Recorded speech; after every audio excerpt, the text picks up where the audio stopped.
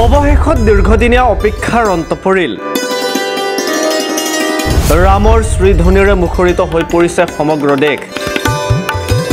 ৰাজ্যৰ ভিন্ন প্ৰান্তত ঠায়ে ঠায়ে শ্ৰীৰামৰ বন্দনাৰে মুখৰিত আকাশ বতাহ। অভয়াপুৰীৰ ঐতিহ্যমণ্ডিত গণেশ মন্দিৰতো এক আধ্যাত্মিক পৰিৱেশ। আই মাতৃসকলৰ থিয়নাম পৰিৱেশন। আজি সন্ধিয়া সকলো ভক্তপ্ৰাণ ৰাইজে নিজৰ নিজৰ ঘৰত প্ৰজ্বলন কৰিব এগছিকৈ বন্তি। ভাৰতৰ ইতিহাসত আজিৰ দিনটো সোণালী আখৰেৰে জিলিকি ৰ'ব। সুদীৰ্ঘ 500 বছৰৰ অপেক্ষাৰ অন্ত পেলাই বহু সনাতনীৰ অপেক্ষা, অশেষ কষ্ট, ত্যাগ আৰু বলিদানৰ পাছত অযোধ্যাৰ প্ৰভু শ্ৰীৰামচন্দ্ৰৰ মন্দিৰ নিৰ্মাণ হৈ প্ৰাণ প্ৰতিষ্ঠা হ'ল। দিনৰ 12:30 বজাৰ পৰা আৰম্ভ হ'ল প্ৰাণ প্ৰতিষ্ঠা অনুষ্ঠান। ইয়াৰ পাছত প্ৰধানমন্ত্ৰী মোদীয়ে সভাস্থলীত দৰ্শক আৰু বিশিষ্ট ব্যক্তিকে ধৰি 7,000ৰো অধিক লোকৰ সমাৱেশত ভাষণ প্ৰদান কৰে। আমন্ত্ৰিতসকলৰ দীঘলীয়া তালিকাত প্ৰায় 8,000 লোক থকাৰ বিপৰীতে নিৰ্বাচিত তালিকাত বিশিষ্ট ৰাজনীতিবিদ, আগশাৰীৰ উদ্যোগপতি, শীৰ্ষ চলচ্চিত্ৰ তাৰকা, ক্ৰীড়াবিদ, কূটনীতিবিদ, বিচাৰক আৰু মহাপুৰোহিতকে ধৰি বিভিন্ন লোক উপস্থিত থাকে। এই অনুষ্ঠানৰ স্মৃতিত কেন্দ্ৰই ৰাজহুৱা খণ্ডৰ বেংককে ধৰি সকলো চৰকাৰী কৰ্মচাৰীক আজিৰ দিনটো ছুটি ঘোষণা কৰিছে। প্ৰায় কেইবাখনো ৰাজ্যই ইয়াৰ অনুসৰণ কৰি চৰকাৰী বন্ধ ঘোষণা কৰিছে। সমান্তৰালকৈ ব্যতিক্ৰম নহয় অভয়াপুৰীৰ গণেশ মন্দিৰ প্ৰাংগণ। শ্ৰীৰামৰ গুণগান আৰাধনাৰে আই মাতৃসকলে এক আধ্যাত্মিক পৰিৱেশৰ মাজত কৰিছে নাম পৰিৱেশন। সুদীৰ্ঘ 500 বছৰৰ অন্ত পেলাই আজি প্ৰতিষ্ঠা হ'বলৈ গৈছে ৰাম মন্দিৰ অযোধ্যাত, আৰু তাৰ সময়ছোৱাতে সেই শুভ সময়ছোৱাতে আজি সমগ্ৰ দেশত দেখিবলৈ পোৱা গৈছে এক উখল মাখল পৰিৱেশ। আমি ইয়াত বৰ্তমান উপস্থিত আছোঁ অভয়াপুৰীৰ গণেশ মন্দিৰ প্ৰাংগণত, আৰু মোৰ সহযোগীয়ে যদি ইয়াৰ সমগ্ৰ দৃশ্য আপোনালোকক দেখুৱাই আমি পোনে পোনে আপোনালোকক ইয়াৰ দৃশ্য দেখুৱাবলৈ কিছু চেষ্টা কৰিম। যিহেতু আজি ৰামৰ যি মূৰ্তি, সেই ৰামলালাৰ যি মূৰ্তি সেই প্ৰতিষ্ঠা কৰা হ'ব অযোধ্যাত, আৰু প্ৰায় যি কাৰ্যসূচী সেই কাৰ্যসূচী প্ৰায় সমাপন যোজা চলি আছে, আৰম্ভ হৈছে, আৰু দুপৰীয়া ঠিক 12 বজাৰ লগে লগে দেশৰ প্ৰধানমন্ত্ৰী নৰেন্দ্ৰ মোদীয়ে তাত উপস্থিত হ'ব, আৰু তাৰ পাছতে সেই যি কাৰ্য সেই কাৰ্য আৰম্ভ হ'ব, আৰু প্ৰায় 1 বজাত এই কাৰ্যৰ সমাপ্তি ঘটিব। আৰু সেই সময়ছোৱাতে আজিৰ এই সময়ছোৱাতে আমি আহি উপস্থিত হৈছোঁ অভয়াপুৰীৰ যি গণেশ মন্দিৰ, ঐতিহাসিক গণেশ মন্দিৰত। ইয়াতো এক উখল মাখল পৰিৱেশেৰে এক আধ্যাত্মিক পৰিৱেশে বিৰাজ কৰিছে। আই মাতৃসকলে নাম পৰিৱেশন কৰা দেখিবলৈ পোৱা গৈছে। আমি পোনে পোনে সেই দৃশ্য আপোনালোকক দেখুৱাবলৈ কিছু চেষ্টা কৰিম। মোৰ সহযোগী ইয়াৰ সমগ্ৰ দৃশ্য আপোনালোকক ইতিমধ্যে দেখুৱাই গৈছে। যিহেতু আই মাতৃসকলে নাম পৰিৱেশন কৰি আছে, আৰু তাৰ দৃশ্য আমি আপোনালোকক দেখুৱাবলৈ কিছু চেষ্টা কৰিম। এনেকৈ দেখিবলৈ পোৱা গৈছে যে খোল বাদনেৰে তেওঁলোকে এনেকৈ নাম প্ৰসংগ কৰা পৰিলক্ষিত হৈছে।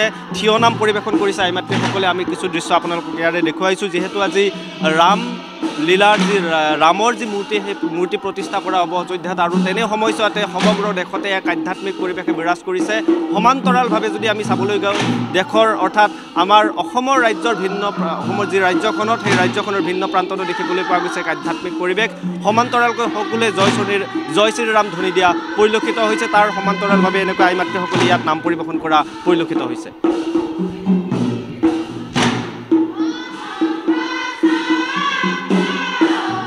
যিহেতু সমাগত গণেশ পূজা, আৰু গণেশ পূজাৰ প্ৰাকখনত আমি আহি উপস্থিত হৈছোঁ অভয়াপুৰীৰ যি ঐতিহ্যমণ্ডিত গণেশ মন্দিৰ, তাত আমি আহি আজি উপস্থিত হৈছোঁ। আৰু যিহেতু আজি ৰাম মন্দিৰৰ প্ৰাণ প্ৰতিষ্ঠা কৰা হৈছে অযোধ্যাত, আৰু তাৰ মুহূৰ্তত, যি শুভ মুহূৰ্তত এনেদৰে আজি গণেশ মন্দিৰতো এক সুন্দৰ সুসজ্জিত পৰিৱেশৰ মাজত আই মাতৃসকলে ইতিমধ্যে আপোনালোকক দেখুৱালোঁ নাম পৰিৱেশন কৰি আছে। আৰু যিসকল মন্দিৰৰ বিষয়ববীয়া কৰ্মকৰ্তাসকল আমাৰ সৈতে উপস্থিত আছে, প্ৰথমতে আপোনালোকক আমাৰ চেনেললৈ ধন্যবাদ জ্ঞাপন কৰিছোঁ। আৰু যিহেতু সমাগত গণেশ পূজা, আৰু গণেশ পূজা উপলক্ষে কেনেধৰণে যোজা চলোৱা হৈছে?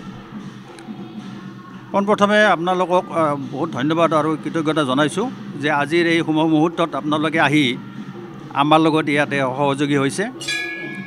আমাৰ আজিৰ এটা বিশেষ কাৰ্যসূচী, যিহেতু অযোধ্যাত ৰাম মহাপুৰুষ ৰামৰ যি প্ৰাণ প্ৰতিষ্ঠাৰ উৎসৱ, সেইটোৰ লগত সংগতি ৰাখি আমিও এই গণেশ মন্দিৰত বিভিন্ন কাৰ্যসূচী ৰাখিছোঁ। নাম কীৰ্তন চলি আছে। তাৰোপৰি আমাৰ যিখিনি পূজা পাতল কৰিব লগা আছিল আমি ইতিমধ্যে সম্পন্ন কৰিলোঁ। আজিৰ এই অনুষ্ঠানত যিখিনি আমাৰ ৰাইজে সহায় সহযোগ কৰিলে, এই সুযোগতে তেখেতসকলক আমাৰ সমিতিৰ তৰফৰ পৰা ধন্যবাদ আৰু কৃতজ্ঞতা জনাইছোঁ। আৰু এই সুযোগতে আমি আগন্তুক আমাৰ শ্ৰী শ্ৰী গণেশ পূজা সম্পৰ্কে ৰাইজক কিছু অৱগত কৰাব খুজিছোঁ। অহা ফেব্ৰুৱাৰীৰ 13 তাৰিখৰ পৰা ইয়াত শ্ৰী শ্ৰী গণেশ পূজা মহোৎসৱ আৰম্ভ হ'ব আৰু এই মহোৎসৱ আমাৰ 18 ফেব্ৰুৱাৰীলৈকে চলিব। ইয়াতে আমাৰ কেইবাটাও বিভিন্ন কাৰ্যক্ৰমণিকা থাকিব আৰু প্ৰথম দিনৰ আমাৰ বিশেষকৈ যিটো প্ৰথম পূজা আৰম্ভ, আমাৰ ধ্বজা উত্তোলন, স্মৃতি তৰ্পণ, আনুষ্ঠানিক বন্তি প্ৰজ্বলনকে আদি কৰি বিভিন্ন ধৰণৰ কাৰ্যসূচী আৰম্ভ হ'ব প্ৰথম দিনৰ পৰাই আৰু 18 তাৰিখলৈকে আমাৰ সম্পূৰ্ণ বিভিন্ন কাৰ্যসূচী থাকিব। গতিকে এইখিনিত আমি পৰম শ্ৰদ্ধা ৰাইজক যাতে আমাৰ লগত সহায় সহযোগ কৰে আৰু বিশেষকৈ এই ঐতিহ্যমণ্ডিত যিটো গণেশ মন্দিৰ, ইয়াৰ ঐতিহাসিক দিশ চাই যে এইটো 1000 বছৰ আগৰ যিহেতু প্ৰাচীন মন্দিৰো ইয়াৰ লগতে সংলগ্ন হৈ আছে, গতিকে এই মন্দিৰলৈ আহিলে তেখেতসকল নিশ্চয় উপকৃত হ'ব আৰু তেওঁলোক আপ্লুত হ'ব পাৰিব।